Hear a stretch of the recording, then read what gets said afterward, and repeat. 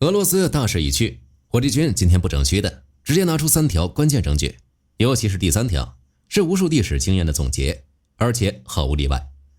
第一，前线正在被非对称战争疯狂放血，俄罗斯金库已近见底。第二，民众连面包都吃不起了，宏观经济在战时繁荣的假象下，正在经历断崖式的萎缩。第三，也是最让人毛骨悚然的一点，为了保住能源命脉，克里姆林宫竟然开始允许私人大企业组建拥有实战武器的私人军队。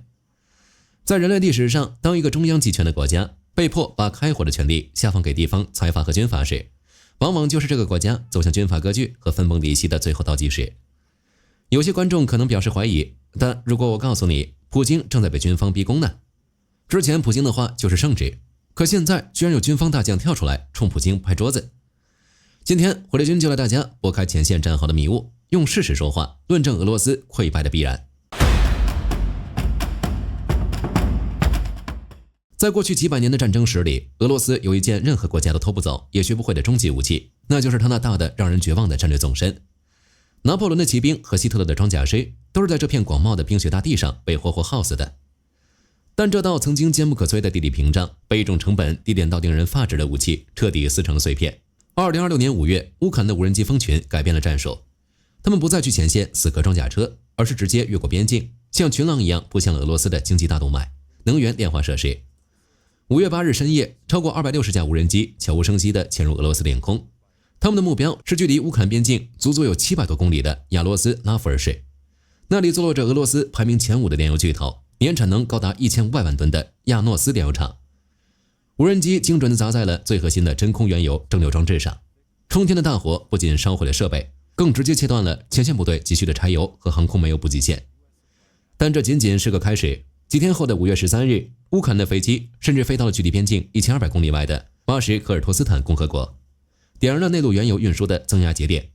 而在黑海沿岸，塔曼油气出口终端也燃起了大火，油轮的装载作业被迫全面停摆。这些精确到米级的打击向克里姆林宫抛出了一个极其要命的两难选择。你的防空系统是有限的，如果你把前线的防空导弹撤回来保护炼油厂，那你的装甲部队就会被乌克兰的火炮当靶子打。但如果你不撤回来，那你用来发军饷造炮弹的石油工业就会被一栋楼一栋楼的炸成废墟。俄罗斯政府是怎么应对这种绝境的呢？他们没有拿出什么科幻的拦截武器，而是祭出了最传统的一招——捂住眼睛。官方下达了极其严厉的审查禁令，任何人如果在社交媒体上发布炼油厂遇袭的照片或视频，将面临严厉的惩罚。他们试图用信息黑洞来掩盖能源网络正在被系统性瘫痪的窘境，但这显然挡不住彭博社等机构通过卫星热成像拿到的铁证。单单在4月份，针对俄罗斯核心油气设施的有效打击就多达21次。战略纵深被抹平，意味着俄罗斯的每一座兵工厂、每一个炼油罐都暴露在了敌人的枪口下。而就在正规军防空网疲于奔命的时候，克里姆林宫被迫走出了极其危险的一步棋。他们决定让那些能源寡头们自己拿起枪来保卫自己，而这恰恰打开了俄罗斯内部分裂的潘多拉魔盒。在任何一个现代国家的政治常识里，有一条绝对不能碰的铁律：国家必须绝对垄断暴力的合法使用权。一旦你允许民间力量成建制的拥有重火力，这个国家的根基就会开始松动。被乌克兰无人机逼到墙角的克里姆林宫硬生生地打破了这条铁律。2026年3月30日，普京正式签署了一项具有历史分水岭意义的法令。这项法令史无前例地允许私人安保公司，特别是那些隶属于能源巨头和战略企业的安保部门，合法获取并使用战斗级枪械和武器。这是什么概念？一位高层官员在发言时不小心透了底。他承认，目前俄罗斯境内超过 80% 的燃料和能源设施其实都是靠私人保安在看守。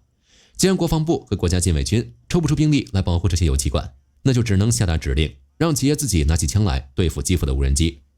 在这项法律的庇护下，诸如俄罗斯国家石油公司、卢克石油公司以及俄罗斯天然气工业股份公司等能源巨头的安保部门迎来了性质上的彻底蜕变。这已经不是安保团队了，这是实打实的私人准军事武装。他们的资金由寡头全额拨付，指挥权捏在企业高管手里，效忠的对象也是给他们发工资的财团老板。这就引出了一个极其危险的政治问题：只要中央政府因为前线战事吃紧、财政枯竭，而被迫允许地方财阀和豪强自行招兵买马去维持治安，结局往往只有一个：帝国的碎片化。这是一种极其典型的饮鸩止渴。在眼下，普京依然拥有绝对的政治权威，这些挂着能源公司牌子的私人武装尚能听从莫斯科的统一协调，乖乖的在厂区里打无人机。但是战争是一台吞噬金钱的黑洞，一旦消耗战继续拖下去，导致俄罗斯中央财政出现断裂，或者在未来的某一天，克里姆林宫内部因为权力交接出现短暂的政治真空，你猜这些装备精良、兵强马壮的企业私军会怎么做？他们绝不会为了拯救一个摇摇欲坠的联邦去前线拼命，他们接到的唯一命令绝对是死死守住自家的油田、炼油厂和出口港口，把这些生蛋的金鸡保护起来，成为手里跟任何人谈判的筹码。许多顶尖的地缘分析师已经敏锐地捕捉到了这种趋势，俄罗斯正在面临一种名为沙特化的远期风险，即中央政府的控制力极度虚弱，整个国家变成一个由依靠能源出口维系、手握私人军队的企业军阀格局的松散拼盘。为了解决眼前的无人机危机，莫斯科实际上是在自己的血管里埋下了一颗不知何时会引爆的炸弹。然而，你以为这就是俄罗斯面临的全部巨变，那你还是低估了这场战争的残酷。前方每天都在烧钱、烧装备、烧人命，后方的工厂被抽干了劳动力，还要自己掏钱买武器防备无人机。在这种毫无底线的内耗下，俄罗斯的宏观经济终于传来了断裂的闷响。官方试图用各种日历和天气原因来掩盖经济的萎缩，但多名顶级经济学家却冒死发出了警告：俄罗斯正在滑向一场生存危机。为了填补巨大的战争亏空，克里姆林宫彻底撕破了保护私有产权的伪装，把镰刀挥向了自己人。一场针对国内寡头和富豪的残酷资产收割正式拉开帷幕。当一个国家的战争消耗远远超过了它的造血能力时，这笔巨大的亏空到底该由谁来买单？过去2年，俄罗斯一直在向全世界塑造一种越财越繁荣的幻想。他们靠着拼命印钞票，全速开动兵工厂造坦克、造炮弹，硬生生在账面上把 GDP 的数字推了上去。但靠造毁灭性武器拉动 GDP 是没法变成老百姓餐桌上的面包的。在4月的一场高级别政府会议上，普京罕见地承认了一个事实：在头2个月，俄罗斯的 GDP 同比大幅萎缩了 1.8%。面对这个刺眼的数据，官方试图进行淡化处理。普京把经济萎缩的原因归咎于日历和天气，他甚至一本正经地告诉在场的官，因为今年的1月和2月比去年少了几个工作日，所以产出才下降了。这种苍白无力的解释，连体制内的学者都听不下去了。为了维持国家机器的运转，莫斯科彻底撕破了保护私有产权的伪装，把锋利的镰刀挥向了国内的寡头和富豪阶层。根据追踪分析，自战争爆发以来，俄罗斯总检察办公室已经悄悄发起了超过170起针对大型私营企业的国有化诉讼。这可不是普通的罚款，在这场国家机器主导的掠夺狂潮中，被经上的私人资产总价值超过了惊人的 4.99 万亿卢布，约合535亿欧元。福布斯富豪榜上超过 12% 的俄罗斯亿万富翁都成了这场充公运动的受害者。比如俄罗斯最大的农业巨头鲁萨格罗，前脚刚被高层要求自愿为联邦预算捐款，后脚就面临了严厉的国有化大棒。而像多莫吉多沃机场这样极其核心的摇钱树，在被国家强行没收后，转头就在黑箱操作里落到了普京核心圈子里的童年密友手中。这套操作在短期内确实让国库回了一大口血，顺便清除了那些可能反对战争的政治异己，但它的长期代价是毁灭性的。当最顶层的寡头们发现自己辛辛苦苦积累了几十年的财富，只要上面随便按个罪名就能瞬间剥夺时，整个俄罗斯精英阶层内部已经播下了极度恐惧和仇恨的种子。这个庞大的权力结构正在变成一个纯靠暴力恐吓维系的利益集团。而就在俄罗斯高层为了分蛋糕而内耗，经济被强行抽血的时候，在战线的另一端，乌克兰迎来了一笔足以彻底改变战争走向的历史性巨款。这笔钱的来源和偿还方式堪称杀人诛心。当俄罗斯连寡头的钱都要抢的时候，欧洲联盟终于展现出了空前的战略一致性。随着匈牙利在国内选举中的政治阻力被消除，欧洲议会正式批准了一项总额高达900亿欧元的贷款计划。这笔钱不是用来修桥补路的零花钱，它是用来全面覆盖乌克兰在未来2年间所有的国家生存与战争预算。这900亿被分成了2把极其锋利的刀。第一把刀是300亿欧元的宏观支持，这笔钱直接打进乌克兰政府的账户，用来发养老金、抢修电网、给公务员发工资。它的作用很简单，就是保证乌克兰的大后方绝对不会因为财政破产而崩溃。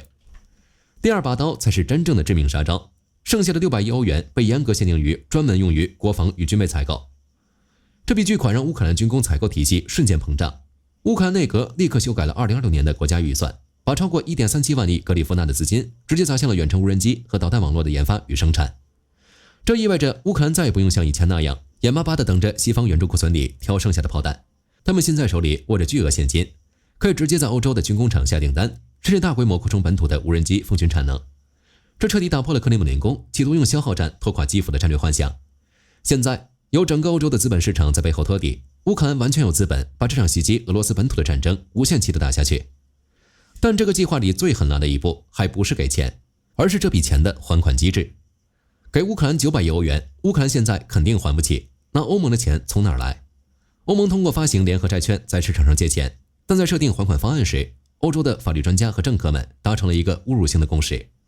乌克兰现在不需要还本金，未来什么时候还？等俄罗斯支付战争赔款的时候再还。如果俄罗斯不赔钱怎么办？他们虽然没有直接吞并本金，但却把目光瞄准了被冻结在欧洲的3000多亿欧元俄罗斯央行资产。欧盟规定，这笔贷款将由这些资产产生的巨额暴利利息来担保，或者直接从未来俄罗斯的战争赔款里扣除。这就相当于欧洲人锁死了俄罗斯国家的保险柜，拿着俄罗斯的利息和未来的赔款交给乌克兰去买炸药。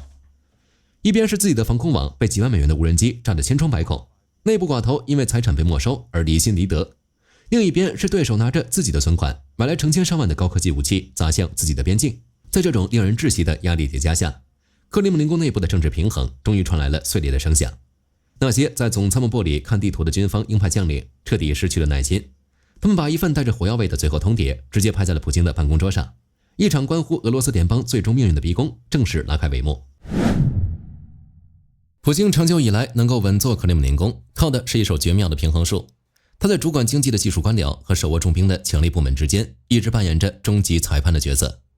但在现在，一系列的战场挫折让这种平衡彻底碎裂。那些在总参谋部里看地图的军方强硬派，对目前的战局已经彻底失去了耐心。他们把前线的拉胯和本土炼油厂的火灾全部归咎于克里姆林宫的软弱。2026年4月，以79岁的俄罗斯前武装力量总参谋长尤里·巴卢耶夫斯基为首的军方鹰派，向普京递交了一份充满火药味的最后通牒。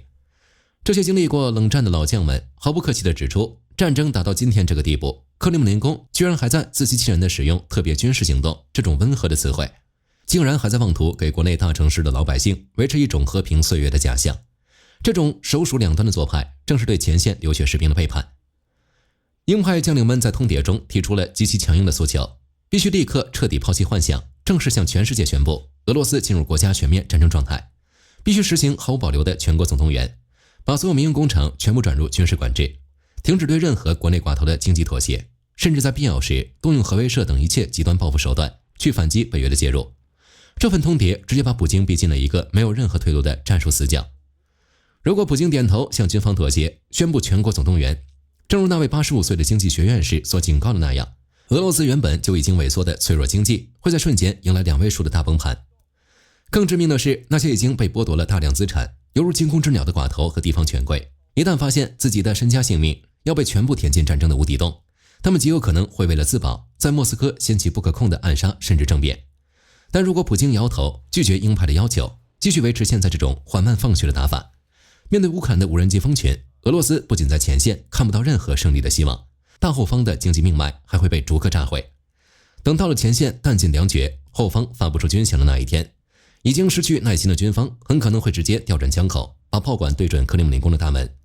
无论向左还是向右，都是悬崖。在这个权力运转陷入思索的至暗时刻，俄罗斯国家机器的崩溃已经不再是否会发生的猜测，而是以何种方式收场的定局。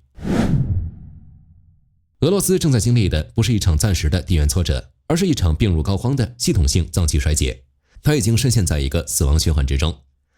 高昂的防空飞弹与廉价无人机的消耗战抽干了俄罗斯的国库，导致支撑国家运转的炼油厂被逐一摧毁。实体经济的枯竭，地方政府强行从工厂流水线上招上钉，直接摧毁了国家的造血能力。而为了搞钱，国家机器疯狂没收私有资产，彻底打碎了精英阶层的内部信任。最关键核心的论据是国家暴力的私有化。在世界历史上，任何一个帝国，只要中央政府因为财政破产，被迫允许地方豪强自己招兵买马，结局往往是惊人的一致。中央权威迅速解体，国家陷入漫长的军阀混战。眼下的俄罗斯正在批量制造这样的企业军阀。未来的俄罗斯极大概率会退化成一个中央政府名存实亡，由无数个依靠能源出口维系、手握私人军队的企业财阀割据的松散拼盘。他们各自为战，靠着变卖脚下的资源来维持自己的独立王国。这不仅标志着一场历时4年的特别军事行动以彻底的失败告终，它更预示着自冷战结束以来，整个欧亚大陆的地缘政治版图即将迎来一场充满血腥与动荡的世纪大重构。当权力的牌桌被掀翻，对昔日的超级大国变成一个个拥兵自重的能源军阀，对于整个世界而言，这究竟是冷战余孽的彻底清除，还是另一个更加不可控的动荡时代的开端？好了，关于俄罗斯的故事，今天就和大家聊到这里。如果你喜欢本期视频，别忘了按赞订阅，也欢迎在留言区分享你的看法。你认为俄罗斯还有多少时间？我是火力军，我们下期再见。